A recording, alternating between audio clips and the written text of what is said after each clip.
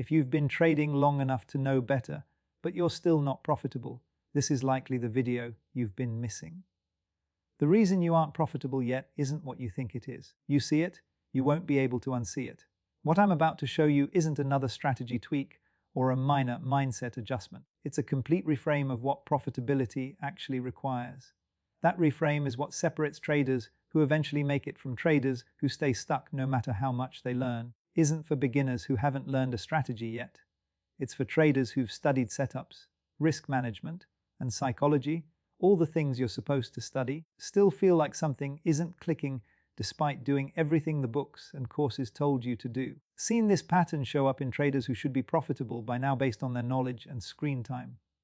It shows up the same way every single time.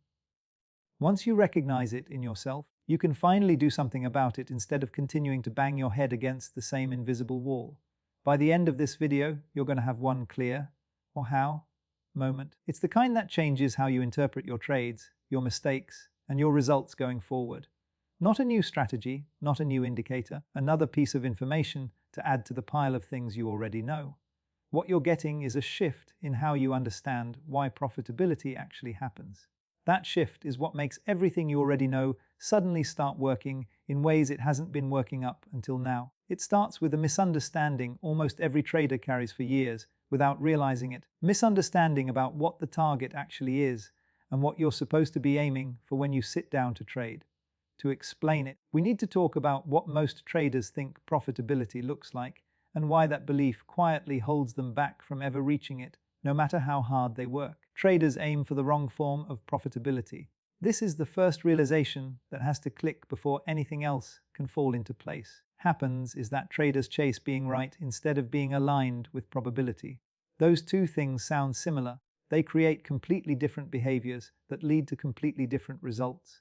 Being right means your analysis was correct, your prediction came true, and the market did what you expected. Being aligned with probability means you executed a process that produces positive expectancy over time, regardless of whether any individual trade worked out. The difference seems small, but in practice, it's the difference between traders who eventually become consistently profitable and traders who remain inconsistent forever. When your goal is to be right, every trade becomes a test of whether you understand the market. Losses feel like failures that need to be prevented through better analysis or better timing. Your goal is to be aligned with probability.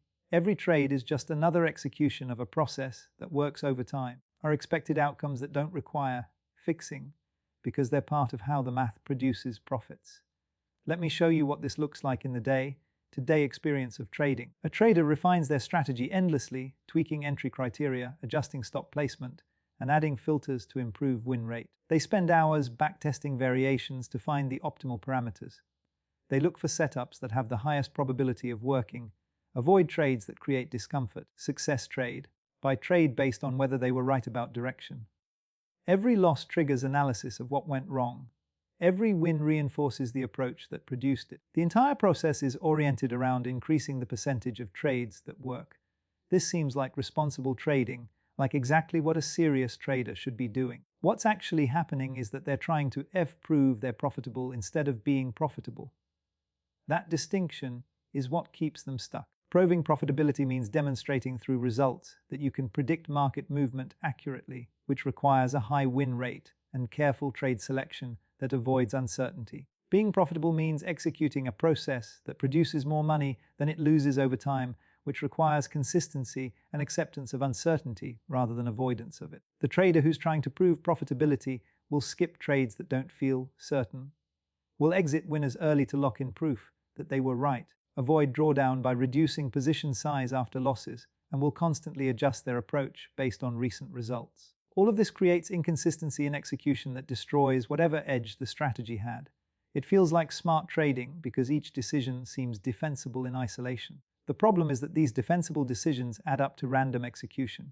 Random execution doesn't produce consistent results, no matter how good the underlying strategy is. Leads to a hidden behavior that quietly caps results, a behavior that operates below conscious awareness and sabotages profitability before it has a chance to develop. The behavior is treating each trade as an independent event that needs to be optimized rather than as one iteration of a process that only works across many iterations. You optimize individual trades, you make decisions based on the specific circumstances of that moment, which means your execution changes constantly based on factors that have nothing to do with whether the strategy has an edge. Profitability doesn't come from better predictions, it comes from better alignment with uncertainty. The traders who make it aren't the ones who learn to predict the market more accurately. The ones who learn to execute their process consistently, regardless of how uncertain each individual trade feels. Alignment requires giving up the need to be right on each trade and replacing it with a commitment to executing probability over time. This is a harder shift than it sounds because being right feels good and not knowing if you're right feels terrible. Brings us to the second realization most traders don't have until much later. There's a gap between knowing what to do and allowing it to work. Traders interfere with profitable behavior before it has time to compound into actual results. You can know exactly what you're supposed to do, have a tested strategy with clear rules, and understand the psychology of trading, but still fail to be profitable because knowing and allowing are completely different skills. Knowing is intellectual, information you've acquired through study. Allowing is behavioral, it's the capacity to let something unfold without interference, even when that unfolding creates discomfort. Traders interfere with profitable behavior and don't even realize they're doing it because the interference looks like smart adjustments rather than sabotage. The interference happens in the space between entering a trade and letting it resolve according to your plan. That space is where most strategies get destroyed by the trader who built them. Let me walk you through what this actually looks like so you can recognize it. You take a valid trade that meets all your criteria. The setup is clean, the risk is appropriate, and the entry is executed according to plan. Everything up to this point has been mechanical and rule-based, but then the market pauses. It doesn't immediately move in your direction or it dips slightly against you. None of this invalidates the trade, it's just normal market behavior. But in that pause, in that moment of not knowing, your emotions activate. The discomfort of uncertainty triggers thoughts about recent losses or whether you should protect capital by exiting early. These thoughts feel like analysis, but they are actually interference driven by the discomfort of not knowing. This is when the trader adjusts, not through obvious mistakes like panic selling, through subtle modifications that seem reasonable, exiting at break even because the trade isn't acting right, maybe moving the stop tighter to reduce risk. Each adjustment has a justification that sounds smart. What's really happening is that the trader is managing their emotional state rather than managing the trade according to the plan. Critical insight here is that the trader didn't lose discipline, they lost tolerance for not knowing. Discipline is about following rules, and most traders follow their rules right up until the discomfort of uncertainty becomes too much to tolerate. At that point, start making adjustments that technically break the rules, but feel like improvements. Those adjustments are what destroy the edge. The strategy needed you to let the trade develop. You needed to reduce the discomfort of not knowing if it would work, and your need won out over the strategy's requirements. This gap doesn't close with experience the way you'd expect. You'd think that after years of trading, you'd develop more tolerance for uncertainty. But what actually happens is that traders get better at justifying their interference. They get better at disguising emotional reactions as strategic decisions. A trader with 1 year of experience might admit they were scared. A trader with 5 years of experience will explain the same exit using sophisticated terminology about volatility or opportunity cost. You can address something you've successfully disguised as good trading. Consistency isn't about control, it's about restraint. Traders think consistency means controlling their emotions or their reactions, but control is still about doing something. What consistency actually requires is restraint, is about not doing something even when every part of you wants to. Restraint is letting the trade develop without interference. If you can't stay neutral after entry, strategy survives. The moment you enter a trade, your job shifts from analysis to neutrality. Neutrality means not having a preference for how things unfold beyond hoping your plan works out. You can't be neutral if you're monitoring price constantly or narrating what each tick means, which leads to the final profitability isn't something you achieve, it's something you allow. It emerges when you stop interrupting your edge, when you get out of your own way and let the mathematical properties of your strategy express themselves over time without constant interference. Profits happen. Profitability isn't built by forcing outcomes. You can't force a trade to work. What you can do is execute a process that has an edge and then allow that edge to compound. Allowing requires giving up control and the belief that you can avoid losses through better decision-making in the middle of a trade. When this shift happens, it isn't dramatic. Trader stops refining their strategy constantly and stops looking for the next indicator. They execute fewer trades because they're only taking the ones that clearly meet their criteria. Their execution becomes boring, mechanical, and repetitive. They aren't doing impressive analysis, they're just taking their setups, managing them according to plan, and moving on without emotional residue. Their results stabilize because they stopped sabotaging the edge they already had. The trader didn't get smarter, they got quieter. The internal dialogue that used to run constantly during trades, the narration of what each price movement means, quiets down. The urge to check positions constantly or compare today's results to yesterday's fades because they've accepted that short-term results don't tell them anything meaningful about the process. Boring consistency takes over, taking the same trades in the same way regardless of recent results or how confident they feel is what finally allows the edge to compound. Only works when you execute it the same way every time. Here is the one clean rule. If your behavior changes after you enter a trade, you're still trying to control outcomes. Your entry is based on analysis, that's where your decision-making happens. After entry, your job is to follow the management plan. If you deviate based on how the trade makes you feel, you're trying to control the uncontrollable. Most traders stay stuck because they are optimizing the wrong thing. They are trying to get better at predicting instead of better at allowing. They are trying to increase their win rate instead of their consistency. They are trying to feel certain instead of building tolerance for uncertainty. All that effort goes into areas that don't produce profitability. But you don't have to follow that path. It requires accepting that the path to profitability is counterintuitive. Less doing and more allowing is what actually works. Getting quieter and more boring is what lets the edge compound. You aren't unprofitable because you lack knowledge. You're unprofitable because you keep stepping in front of probability. You have enough information to be profitable right now if you could just execute what you know without interference. Interference happens automatically whenever uncertainty triggers discomfort. The solution isn't to learn more or find a better strategy. It's to recognize the pattern of interference and choose restraint instead of action. That choice has to be made in the moment when you're feeling the urge to modify your plan. You aren't choosing between smart and dumb trading, you're choosing between interference and allowing. Interference might save you from one loss or lock in one win. It destroys the consistency your edge requires. Without consistency, your results will always be random.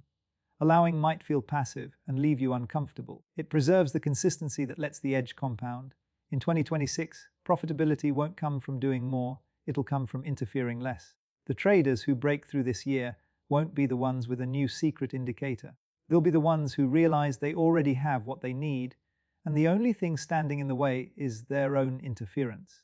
A how moment is recognizing what's been stopping you and making the decision to get out of your own way. Stop trying to prove you're profitable through being right and start allowing profitability through consistent execution. Stop trying to control outcomes and start practicing restraint. Stop measuring progress trade by trade and start measuring it by how consistently you execute your process. The stuck traders keep doing more and stay stuck. The successful traders recognize that less interference is what lets the edge work. You already know what to do. You just haven't learned how to allow what you know to work without stepping in front of it. That is the skill that matters most. It determines whether your knowledge produces profits or just more frustration. Building this skill requires deep self-awareness. It means sitting with the discomfort of a trade that is hovering near your stop loss and choosing to do nothing because doing nothing was the original plan. It means watching a trade get within 2 ticks of your profit target and then reverse and still choosing to let it hit your stop if that's what the rules dictate, rather than panicking and closing it manually. This level of psychological fortitude is what the market actually pays you for. It doesn't pay you for your ability to read a chart. It pays you for your ability to remain disciplined when the chart makes you feel uneasy. The market is essentially a mechanism for transferring money from the impatient and the interferers to the patient and the allowers. Consider the math of a basic edge. If you have a strategy that wins 50% of the time with a 21 reward to risk ratio, you are mathematically guaranteed to make money over a large enough sample size. However, if you interfere, if you cut your winners at 1-1 because you were afraid they would turn into losers, or if you move your stops further away because you were sure the market would bounce, you have effectively deleted your edge. You are now trading a strategy with a negative expectancy, and no amount of market mastery can save you from the eventual drain of your capital. Traders are actually trading a winning strategy, but producing losing results because their manual interventions turn a folly V system into a EV system. In this new year, the goal should be to become a non-entity during the duration of a trade. Once the orders are placed, your personality, your fears, your bills, and your ego should have zero impact on what happens next. You must become the silent observer of your own system. This requires a fundamental shift in identity. You must move from being a market analyst to being a process manager. An analyst is always looking for new data to change their mind. A manager is focused on ensuring the factory line. Your trading strategy runs exactly as designed without breakdown. When you stop looking at the screen as a place to make money and start looking at it as a place to practice flawless execution, it starts taking care of itself. Furthermore, we must address the false improvement trap. This is the cycle where a trader has a bad week, blames the strategy, and changes a rule. They feel better because they did something to fix the problem. But in reality, they just reset their statistical sample size back to zero. They never allow the law of large numbers to work because they are constantly changing the variables. To be a professional, you must be willing to endure the variance, is the natural noise in the data, the string of 5 losses that can happen even in a great system. The amateur sees variance as a reason to change. The professional sees variance as the cost of doing business. If you can't pay the cost of the losses, you don't get to keep the profit from the wins. Ultimately, your success in the coming months will depend on your ability to embrace the boredom. If your trading feels like a high-stakes thriller, you're likely doing it wrong. It should feel more like watching paint dry or working an assembly line. When you reach the point where a win doesn't make you high and a loss doesn't make you low, you have finally arrived. You have achieved the neutrality required to let the math work. This is the secret hidden in plain sight. It's not about finding a better alpha. It's about preserving the alpha you already found. Stop stepping in front of the train of probability and let it carry you to your destination. The edge is there. The strategy is there. Now, simply allow it to be.